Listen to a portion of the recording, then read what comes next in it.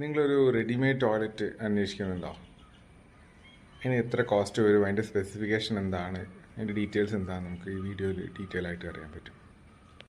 സാധാരണ നമ്മൾ civil work അല്ലെങ്കിൽ കോൺക്രീറ്റും സിമെൻറ്റും ഒക്കെ യൂസ് ചെയ്യുന്ന ടോയ്ലറ്റിനെ അപേക്ഷിച്ച് നമ്മളെ റെഡിമെയ്ഡായിട്ട് വരുന്ന പോർട്ടബിൾ ടോയ്ലറ്റ്സിന് ഒരുപാട് പ്രത്യേകതകളുണ്ട്.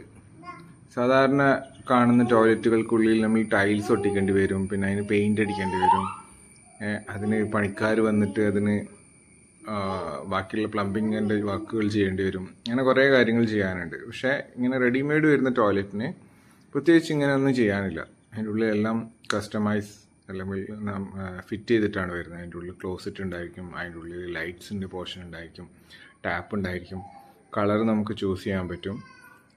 വേറെ നമ്മളിത് ജസ്റ്റ് എവിടെയാണ് ഫിറ്റ് ചെയ്യേണ്ടത് അവിടെ കൊണ്ടുവച്ചാൽ മാത്രം മതി. പിന്നെ അതിൻ്റെ പ്ലംബിങ്ങിൻ്റെ ഔട്ട്ലെറ്റിൻ്റെ കണക്ഷനും ഇൻലെറ്റിലേക്ക്